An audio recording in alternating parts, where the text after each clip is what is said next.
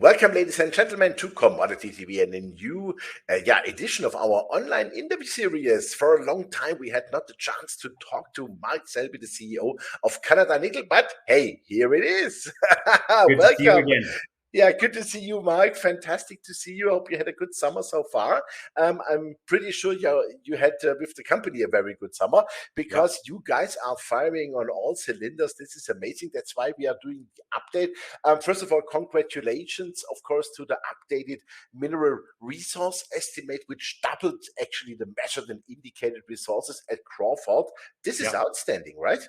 Oh, yeah. No, I mean, we doubling the measured and indicated resources was exactly what we had intended to deliver, and puts us on track for between having 1.5 to 1.8 billion tons as part of the feasibility study mine plan, which would PEA was 25-year mine life. This would take us out to 40-year mine life. So and we still have a huge amount of potential. That resource likely ends around 650 meters, and we've drilled kilometer deep holes in that area. So, it's already the 5th largest sulfide resource globally. It'll get a little bit bigger when we publish the feasibility study. So, it's a great position to be in a market that's desperate for new sources of nickel. Absolutely. And the market is really desperate. We talk about that in a minute. But what I'm interested in, as I'm a shareholder of your company, of course, I have to disclose that also. And also I spoke with a lot of shareholders and viewers of Commodity TV. And one of the questions which was repeated many times was like 0.24% nickel and 0.23% nickel. Isn't that a bit too low? Yeah, no, it's a question we get quite a bit. The reality is I would like to have a nice higher grade discovery, but the last nickel discovery that had a higher grade than 1% that had more than 1 million tons of nickel. And remember, nickel's a 3 million ton market going to a 5 million ton market. So a million's really not that much. But the last discovery that had a grade greater than 1% was Voisey's Bay in 1992. So, if the market wants nickel from somewhere other than Indonesia, just like the copper industry, that's moved to large, low-grade deposits in various places in the world, nickel has to go to large, low-grade sulfide deposits, to be able to deliver that nickel. And so, we're fortunate that we've got a great big deposit sitting next to all the infrastructure that you need to build a big mine in a place just outside Timmins, Ontario, which is a long-time mining district. That's community is very supportive of mining. It's a place where you can actually get a big mine permit and built.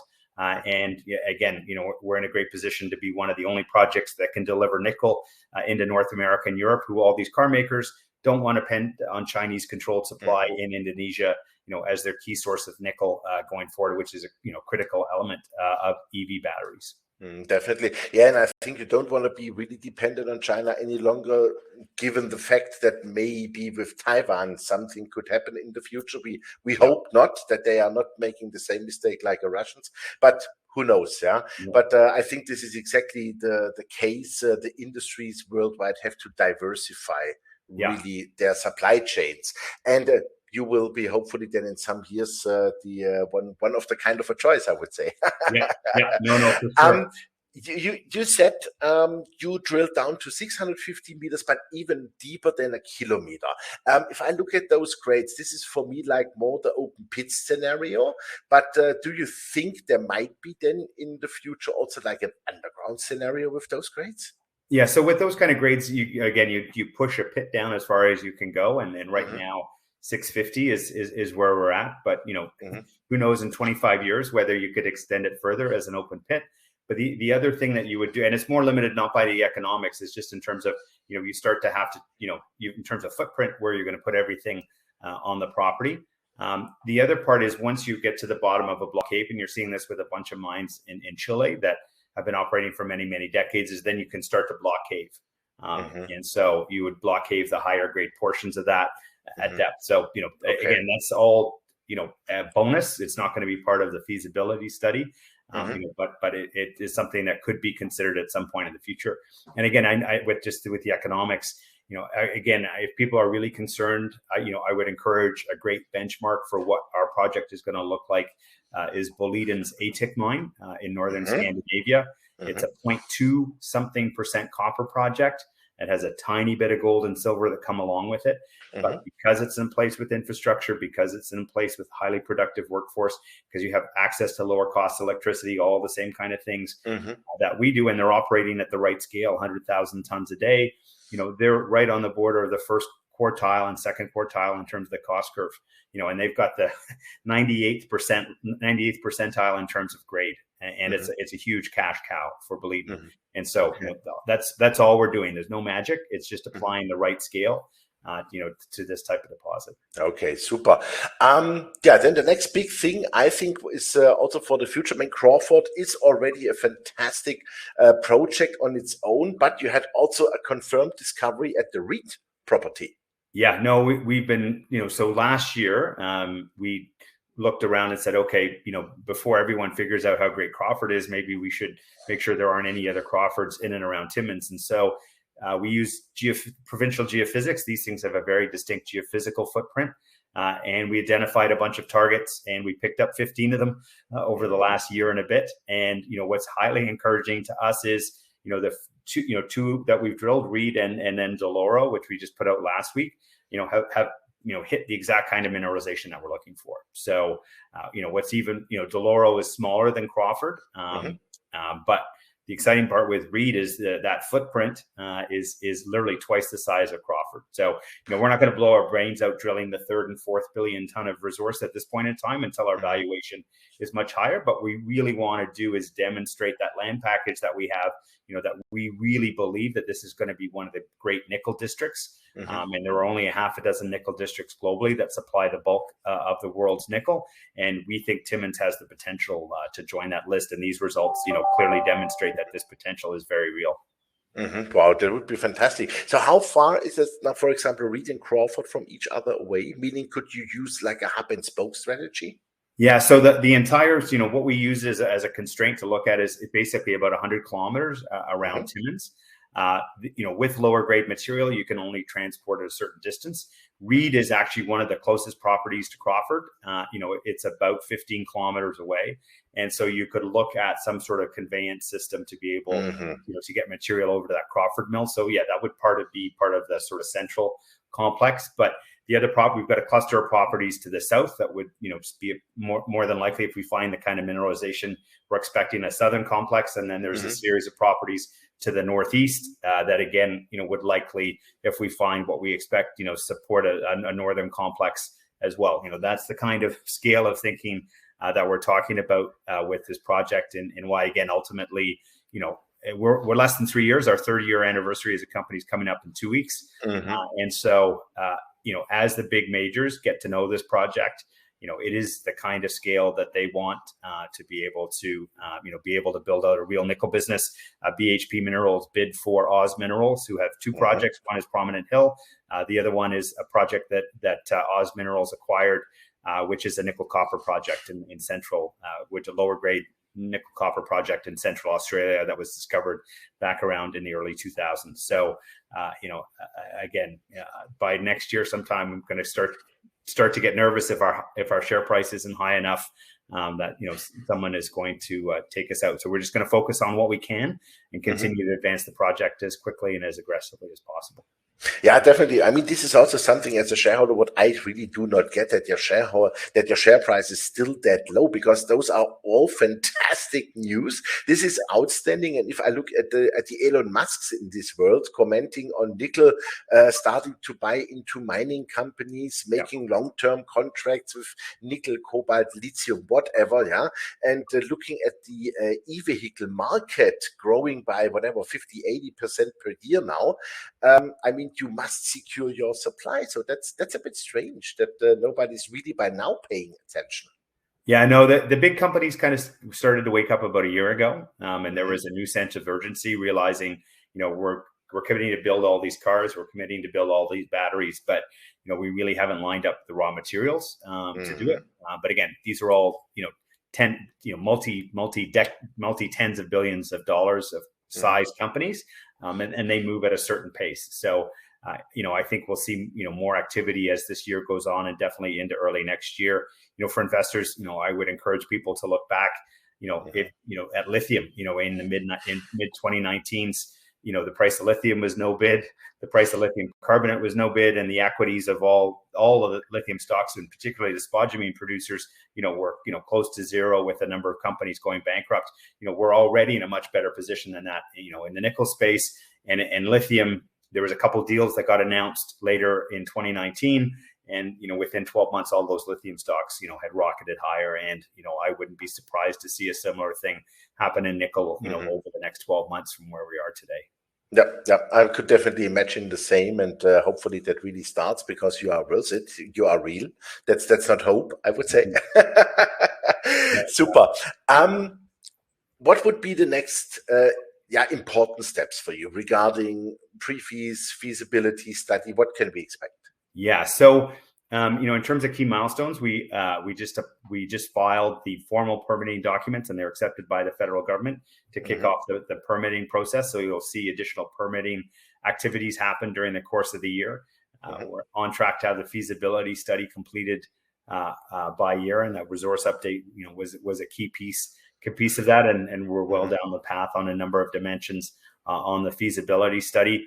We're in discussions with a whole range of strategic investors and offtake partners, but because we raised the $53 million at the beginning of March before the market tanked, we're in good shape, with capital to be able to complete the feasibility study by year end. So we're not in any rush, to get a deal done. We can take the right money at the right time, and then lastly, the other big release over the last few weeks has been around carbon, and sort of our breakthrough carbon capture. We're now with this in-process carbonation that we've done. We're pretty confident that we can be in a position to capture enough CO2 to be able to generate 20 tons of CO2 credits, for every ton of nickel we produce. And if put your value on what you think carbon's going to be in the future, we're going to be producing nearly 750,000 tons of CO2 credits a year and 18 million tons on the PEA. And again, those numbers are just going to get bigger with the feasibility study. And the big breakthrough there was we were confident we were going to get there using tailings, with what's called a passive approach. But we have come up with a process of injecting CO2 as the rock is getting processed, and it gets us to net zero. Instead of taking months, we get there in 36 hours, and we get to the point where we generate those 20 tons of carbon credits in just 6 days. So, we're very, very excited by the breakthrough, and really, that the whole footprint, the 20 plus properties in total that we have now in Timmins, we think form the foundation for an entire zero carbon industrial cluster, which is exactly the kind of thing the world needs, for the next 1,000 years. So. Yeah, and I could imagine also for somebody like a BHP, Rio Tintos of this world, that must be of real high importance for them, because they could compensate probably other CO2 emissions with you. 100%. That if the major companies are really serious about decarbonizing their asset portfolioes, they're going to have to acquire assets that have an inherently lower carbon footprint. And these, it's not just our deposit, but this entire class of ultramafic nickel deposit, have this benefit. And again, I think over the next year or two, as the big companies, they're very slow, kind of get their head around what that potential really means, is going to make these very attractive assets going forward. Yeah, absolutely. And I saw in one of your press releases with the PEA, that was, I think, 18 million tons. You said it already. Yeah. So if we multiply that with only $50 per CO2 ton certificate, it's much higher here in Europe now. Yeah. So that would be additional $900 million benefit. Yeah. Oh, yeah. And then the other valuable part of that is, nickel has a lot of nickel supply globally, has a very, very, very high carbon footprint. You're looking at 30, 50, as much as even 80 tons of CO2 per ton of nickel that gets produced. And so Macquarie, back in their LME Week presentations last year, tried to estimate for the various commodities what the carbon, what net zero carbon material would look like in terms of a premium that they would be able to get in the market. And what they estimated for nickel was $2,000 a ton. Wow. So, yeah. That's like, what is that, 8% to today's price? Yeah. Yeah. So yeah, it's a pretty serious premium. And again, that's all money that falls right to the bottom line. So yeah, exactly. For doing nothing. Yeah. Super. Great. So you think the feasibility study by year end? Yep. Still? Yeah, no, we're well down the path with the engineering firm. So yeah, we're quite happy with where it's sitting right now. So, and Senko, Okay. who's leading the project for us, is doing a good job. They've got a good track record of delivering on time, on budget, and so far so good with the feasibility study.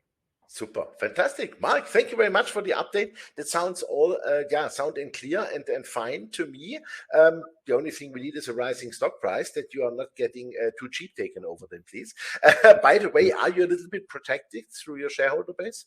Yeah. So the company was founded about 3 years ago, and there was a group of a dozen of us that were involved in the putting the deal together, and we have a fairly large position among the 12 of us. So, it would be hard to get a deal done that wasn't something that we agreed to. So, super. So I hope then also your selling price is above the $10 level. That would be nice. I tried it at least. Okay. Super. Mark, thank you very much. Always pleasure talking to you. Please keep up the great work. And we talk very soon, I would say. And of course, we are all looking forward to a great feasibility study. No, thank you, sir. Take care. Super. Thank you very much, Mike. Yeah, ladies and gentlemen, that was Mike Selby, the CEO of Canada Nickel. And you heard it. Things are going extremely well. And what we really like with the project is, first of all, feasibility study shall be coming by year end. First thing. Second thing is the company has enough money easily to do it. And it could not be pressurized to do, let's say, a lousy deal with a larger partner. That's also very important. And the project is growing and growing and growing. They doubled the resource, and also, but I think the most important thing these days is CO2 neutral in the production, but they make even a surplus in CO2 capturing for the future. And I think this is one of the big things in the future for big mining companies, that they can probably adjust other CO2 emissions with that. And I could imagine this makes the price even higher for somebody to take over Canada Nickel. So fantastic company. Make sure you own some. I do that. I will buy some more. Thanks for watching us, and bye-bye from Switzerland today.